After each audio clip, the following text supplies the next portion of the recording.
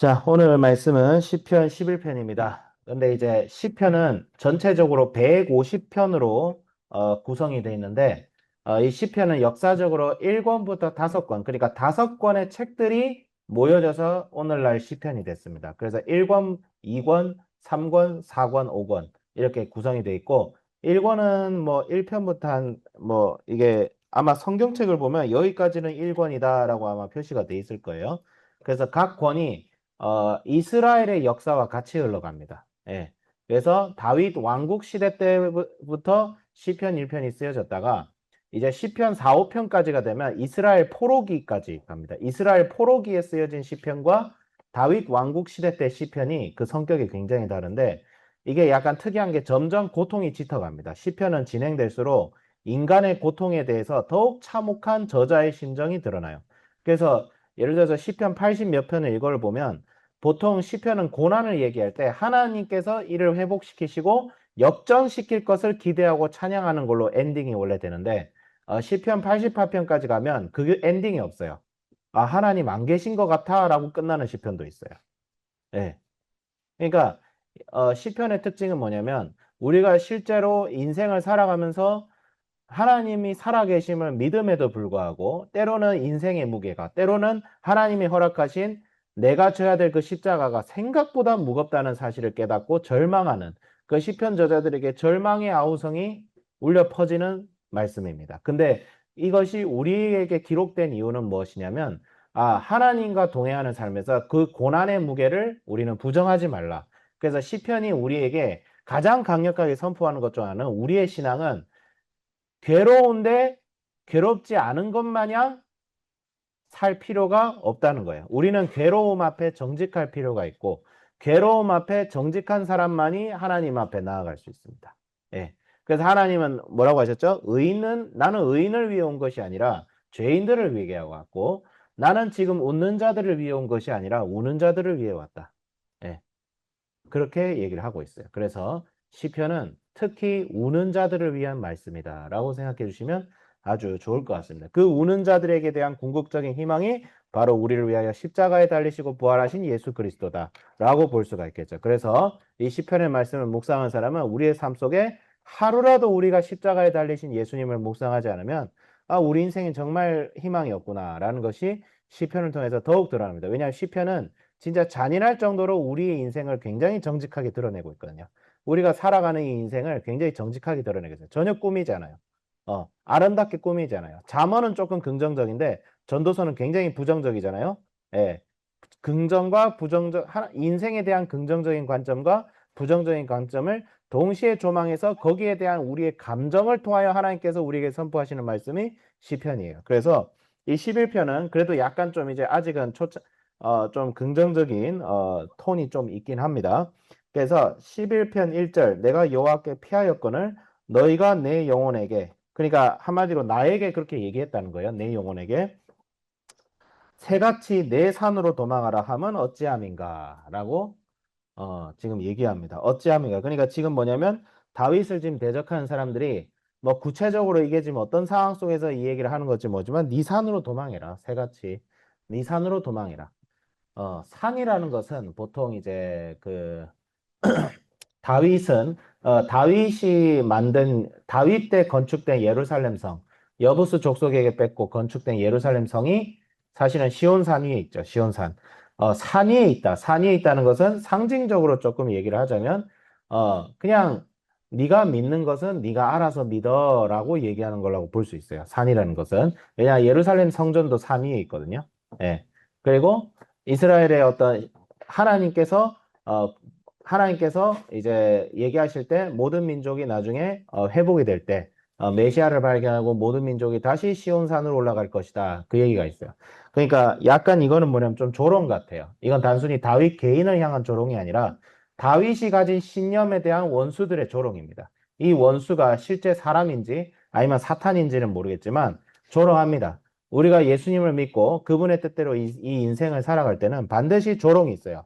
야, 그건 너나 지켜. 이 세상이 그런 거 통용 안 돼. 요즘 세상이 하나님의 말씀대로 십계명대로 하나님의 말씀이 뭐라고 얘기하죠? 정직하게 원칙대로. 그 다음에 뭐예요?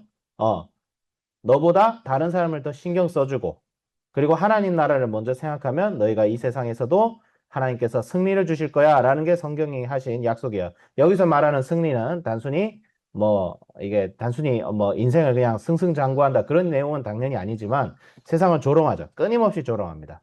누가 조롱하지 않아도 내 마음속에 성령께서 내주하시는 내 마음속에 사탄이 자꾸 외벽을 두드리죠. 너 아니라고 계속 부정적으로 생각하고 특히 인생에 어려움이 있을 때에 그 목소리, 그 조롱의 목소리는 더 강해져서 우리를 절망에 빠뜨립니다. 그럴 때에 2절은 뭐야? 악인이 활을 당기고 화살을 시위에 먹이며 마음이 바른 자를 어두운 데서 쏘려 하는도다. 악인이 활을 당기고 화살을 시위를 먹이며. 그러니까 이게 뭐야? 지금 기습이죠?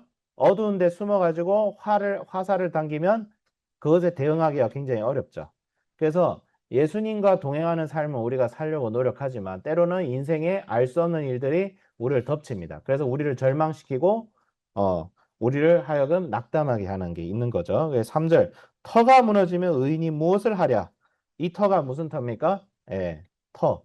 집에도 터가 있어야 무너지지 않듯이 우리의 터가 반석이 되시는 예수님인데 의인은 예수님이 없으면 아무것도 못한다. 그래서 우리의 고백은 뭐냐면 세상의 많은 철학과 종교는 자기가 도덕적으로 살고 자기가 깨달음을 얻어야 내가 내 인생 속에서 이 세상 속에서 선을 행하고 악을 이길 수 있다고 믿어요. 사실 세상의 많은 종교들이.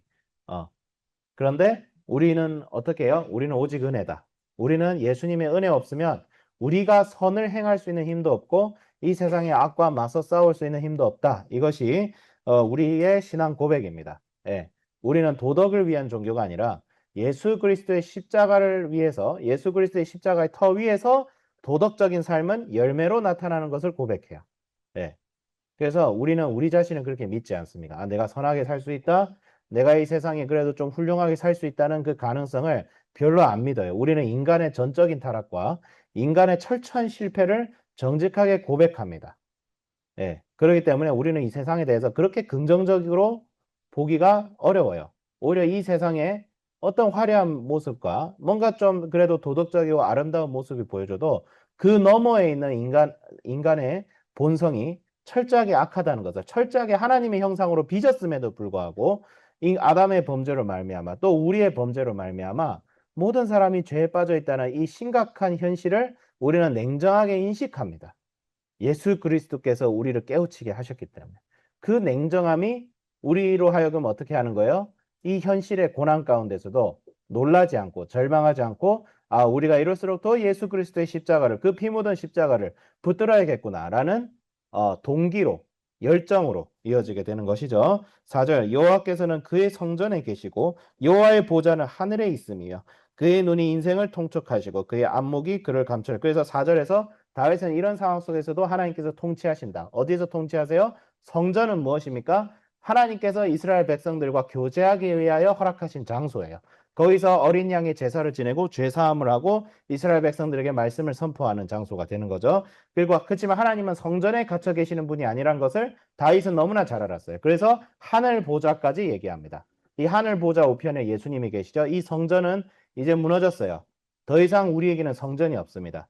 예루살렘에 있지 않습니다. 성전은 우리 마음에 있죠. 왜 예수님께서 십자가에 달리시고 부활하심으로 말미암아 성전에 있던 하나님과 인간 사이를 가르는 그 휘장이 찢어짐으로 말미암아 우리에게 이 성전은 뭐예요? 바로 성령이 내주하시는 우리의 마음이요. 그 다음에 하나님의 보좌는 뭐예요? 여전히 하늘에 계시지만 이 보좌 우편에 예수님이 계셔서 날마다 우리와 하나님 사이를 중보하고 계신다.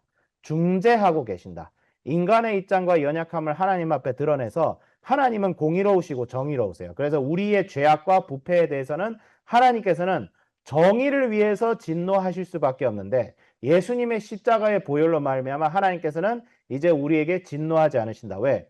하나님께서 우리에게 진노하시는 이유는 하나님이 우리를 싫어해서가 아니라 하나님은 우리 사랑하지만 하나님은 절대 이 세상의 악과 죄를 돌아보시는 분이 아니세요. 그분은 정의로우시기 때문에. 근데 예수님의 십자가의 보혈로 하나님께서는 이제 우리를 사랑으로 대하실 수 있다. 이런 뜻이 되는 거죠. 그런 하나님의 보좌. 5절 여호와는 의인을 감찰하시고 악인과 폭력을 좋아하는 자를 마음에 미워하시도다. 자, 악인과 폭력을 좋아하는 자가 같이 동일선상에 있습니다. 여러분 이 세상의 정의는요. 이 세상의 정의는요, 폭력을 참 좋아하는 것 같아요. 그러니까 선을 행하고 정의를 행하자라고 하는데 정의를 행한다는 말에 뭐가 같이 들어있면 저 자식을 죽여버리자라는 마음이 같이 있는 것 같아요. 이 세상이 그렇습니다. 정의를 행한다는 건 뭐예요? 문제를 해결하고 이 문제가 재발되지 않도록 침착하게 토의도 하고 토론도 하고 하나님의 말씀에 물어보고 예수님 안 믿는 사람들도 거기에 대해서 고민해 보고 그럴 때에 정의가 정말 이 땅에서도 실현이 될 수 있는데 사람들은 뭐예요? 누굴 죽일지부터 생각을 합니다. 예.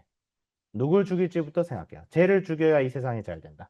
저놈이 없어져야 이 대한민국이 살아난다. 이런 식으로 자꾸 몰아가요. 근데 하나님의 정의의 방법은 그렇지가 않습니다. 하나님께서 폭력으로 정의를 행하시려 했다면 예수님이 오셨을 때 로마 제국부터 쓸어내야죠. 로마 제국. 예. 그 당시 유대 백성들처럼 하나님 나라를 이 땅에 세워야죠. 이스라엘의 기독교 국가다 이러면서 해놔야죠. 예수님이. 근데 예수님 그렇게 안 하셨어요. 예수님의 목적은 그런 것에 있지 않았어요. 오늘날 정의를 행한다고 오늘날 정의를 부르짖는 사람들의 내면 속에는 뭐예요? 폭력이 있다. 사람을 비방하고 모욕하고 언어적 폭력과 물질적인 폭력. 근데 폭력으로는 성경은 분명히 얘기하고 있습니다. 분냄으로는 하나님 나라를 이룰 수 없다고 분명히 얘기하고 있어요. 우리 하나님의 말씀을 역행해서 하나님의 뜻을 실천할 자격도 그럴 능력도 없습니다. 예.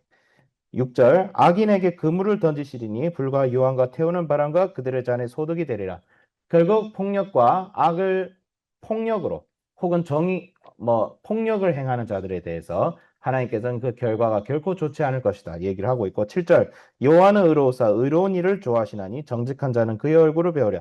의로운 사람들은 정직합니다. 자신의 연약함을 고백하고 하나님 앞에서 이 세상을 마치 연어가 강물을 거슬러 올라감 같이 거슬러 올라가려고 해요. 그럴 때에 우리의 힘으로 부족하나 하나님께서 우리를 도우셔서 이 세상의 거친 풍파를 이기고 뚫고 들어가게 하는 놀라운 역사가 일어납니다.